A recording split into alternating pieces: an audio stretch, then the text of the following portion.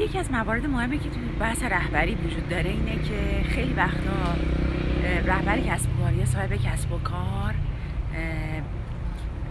خیلی وقتا میخواد که تیمش اون ارزشمندی که این دنبالش هست رو انجام بده، حالا توی کیفیت کارش، توی به هر حال مشارکتی که میکنه، تو همکاری که با بقیه داره، توی ایده هایی که میده، توی خلاقیتی که تو کارش داره، ولی خودشون ارزشمندیه رو به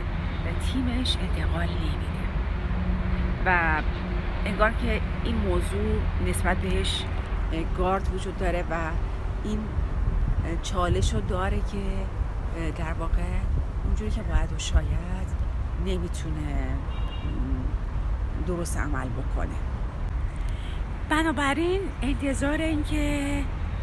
اونها یه کار ارزشمندی انجام بدن، وقتی که تو اون ارزش رو بهشون نمیدی، تو اون دیده شدن رو براشون انجام نمیدی، انتظار به جایی نیست، انتظار درستی نیست، چون که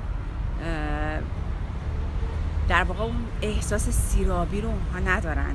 احساس ارزشمندی رو اونها ندارن که بخوان به صورت همیشگی این کار رو انجام بدن. شاید مقطعی بتونن یه وقتایی این کار رو انجام بدن، ولی این همیشگی و دائمی نیست و چون همیشگی نیست تو رو ممکنه دل سرد بکنه و تو اون نتیجه و انتظاری که داری و از کارت و از کار کردن با تیمت نمیگیری. حالا من میخوام امروز به توی این ویدیو به تو راهکار بدم که چطوری کار رو انجام بدی. من زهرا گلیچ هستم. دیدگاه شخصی من چیه؟ دیدگاه شخصی من اینه که رهبری که خودش احساس ارزش نمیکنه، ارزش خودش رو نمیشناسه و برای خودشون ارزشی که باید قائل نیست، چطور میتونه این ارزش رو به تیمش منتقل بکنه؟ چطور میتونه که از اونها این توقع رو داشته باشه وقتی خودش رو اونجوری که باید شاید ارزشمند نمیدونه، کارش رو و ایده‌هاش رو ارزشمند نمیدونه، به خودشون احساس ارزشمندی رو نمیده،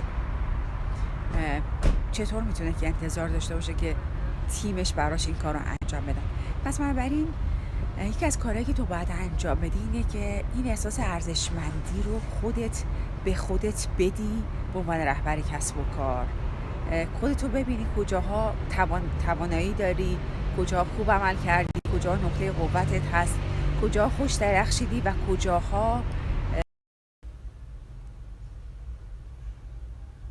کجا حس مهم بودن و ارزشمندی رو به اونها دادی و کجاها این کار رو نکردی. صادقانه با خودت رو راست باش و اینها رو مشخص کن و ببین که چطور میتونی برای دادن این حس ارزشمندی اول به خودت و بعد به دیگران یه تغییری رو توی کسب و کارت ایجاد کنی. من زهرا گلیچ هستم، بیزینس کوچ و لیدرشپ کوچ رهبری و به صاحبای کسب و کارآفرینان کمک میکنم که مسیر رهبری خودشون رو بشناسن و به درستی تیمشون رو و خودشون رو رهبری کنن. اگر محتوای این پیج به دردت میخوره حتما سابسکرایب کن، شیر کن و توی کامنت ها بذار اگر تجربه مشابهی